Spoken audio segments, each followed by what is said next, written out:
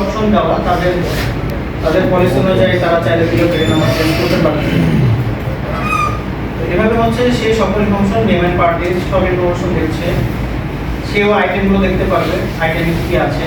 এবং এখানে যে এডিট অপশন আছে, কেন যে বলেছিলাম 500 কেজির আবেদন করেছেন সে 400 কেজি দিতে পারে, তাই আমি হচ্ছে এডিট করে এটি হচ্ছে 400 কেজি অ্যাপ্রুভ, 400 দিয়ে সেভ চেঞ্জেস দিলাম। তো কি হলো, এখানে হচ্ছে যে রিকোয়েস্টেড অ্যামাউন্ট হচ্ছে 500 কেজি, অ্যাপ্রুভ অ্যামাউন্ট 400 কেজি। তো এভাবে হচ্ছে সবকিছু আমার দেখা শেষ হয়ে গেলে অ্যাটাচ ডকুমেন্ট কর্মকর্তাগণ এইভাবে দেখতে পারবেন। দেখার পরে হচ্ছে তিনি চাইলে কোয়েরি করতে পারবে, চাইলে রিসিভ করতে পারবে। এখন তার নিকট মনে হলো যে ডকুমেন্ট একটু সমস্যা, সে কি করলো, রিসিভ না করে কোয়েরি করলো। কোয়েরি করলে সে শুধু মানে খালি ইনবক্স দিয়ে সে কিন্তু কোয়েরি করতে পারবে না।